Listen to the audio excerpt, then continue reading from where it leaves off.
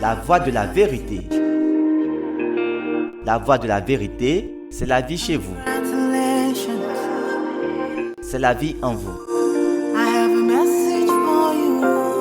La voie de la vérité, c'est la parole avec la puissance. La voie de la vérité, la solution à tous vos problèmes et la réponse à toutes vos questions. La voie de la vérité, une émission présentée par Arsène Akora. Suivez votre émission La Voie de la Vérité tous les jours et votre vie ne sera plus jamais la même. Téléchargez l'application La Voie de la Vérité via notre site web lavoiedelavérité.com. Et sur Play Store, tapez La Voie de la Vérité.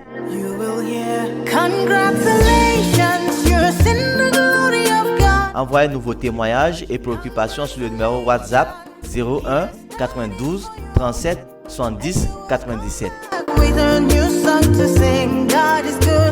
La voie de la vérité, c'est la vie chez vous. C'est la vie en vous. Shalom, shalom, paix à vous, paix à tous, la grâce et la paix abondent dans votre vie. Au nom du Seigneur Jésus-Christ, vous êtes sur votre émission La Voie de la Vérité. La Voie de la Vérité de ce jour a pour thème Christ notre rançon.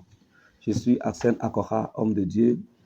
Tiré de Jean 19, verset 41, ça dit « Or, il y avait un jardin dans le lieu où Jésus avait été crucifié et dans le jardin, un sépulcre neuf où personne encore n'avait été mis. » Le verset 42 dit « Ce fut là qu'il déposait Jésus. » Souvenez-vous que la mort a commencé dans l'homme, dans le jardin d'Éden. C'était dans un jardin, par le fruit d'un arbre. Et Jésus est mort sur un bois aussi, dans un jardin. Cela ne nous dit pas quelque chose? Adam est tombé dans un jardin, par le fruit d'un arbre. Et le Christ a été crucifié sur un bois, tiré d'un arbre. Et dans un jardin aussi. Cela explique clairement que Jésus a pris la place de l'homme. Il s'est retrouvé mort sur le bois et dans un jardin. Il est notre substitut. Il a pris notre place. Il a pris votre mort. Si vous croyez en lui, il n'y a point de condamnation, point de mort pour vous. Il a payé tout le prix. L'autre aspect est qu'il a été déposé dans un sépulcre qu'un homme riche s'est creusé pour lui-même. Un homme riche s'est creusé pour lui-même. Et c'est Jésus qui a été déposé dans ce sépulcre à la place de cet homme riche. Il a pris notre mort. Pourquoi l'homme était riche? Parce que Adam était riche et très riche avant que la mort revienne. Et c'est dans la richesse qu'il s'est creusé sa propre tombe en désobéissant à Dieu. Dieu a tout organisé. Maintenant, que signifie le tombeau neuf dans lequel personne n'a encore été déposé? Cela montre la mort dont personne n'a encore souffert, la seconde mort, l'étang de feu.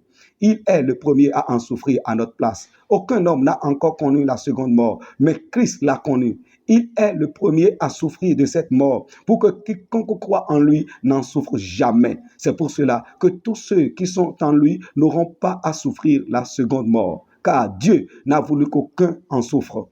Et c'est ce qui signifie le sépulcre neuf.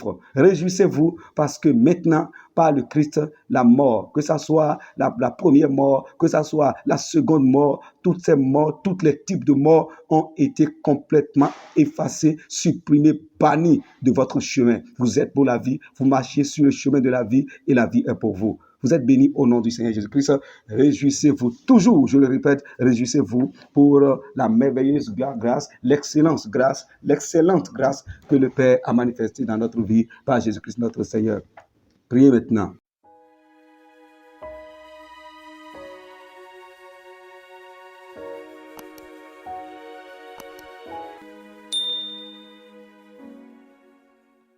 Répétez avec moi. Précieux Père, je te rends grâce pour le sacrifice du Christ par lequel j'ai retrouvé ma liberté et je suis maintenant libre. Je ne suis plus retenu dans l'esclavage. Aucune puissance des ténèbres n'a encore la force de me garder. Et aucune puissance des ténèbres n'a encore les arguments de me maintenir dans la souffrance. Car Christ a payé tout le prix pour ma liberté. Il n'y a maintenant aucune accusation, aucune condamnation, aucun châtiment, aucune malédiction pour moi, car Christ a livré sa propre vie en rançon pour moi et ma famille. Aucun destructeur ne peut jamais atteindre ma vie et ma maison. Je suis marqué et ma maison est marquée par la présence de l'Esprit de Dieu. Que personne désormais ne me fasse de la peine, car je porte sur mon corps les marques de Jésus. Je suis une nation sainte, je suis la nation du Christ.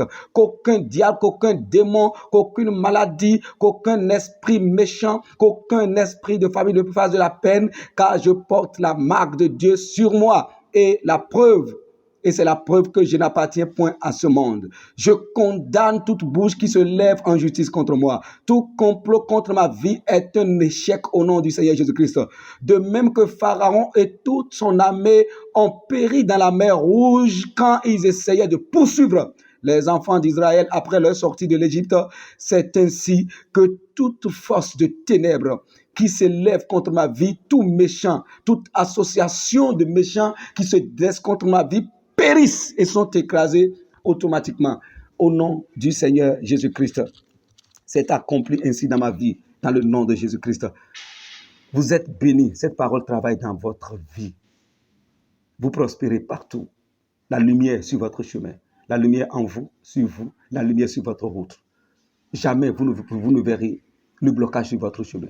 Tous les blocages, tous les entraves ont été enlevés. Vous marchez sur un chemin libre, sur le chemin de la vie et de la liberté. Prospérez, allez prospérer encore et encore, grandissez encore et encore, progressez encore et encore, étendre-vous encore et encore. Vous êtes bénis au nom du Seigneur Jésus-Christ. Amen.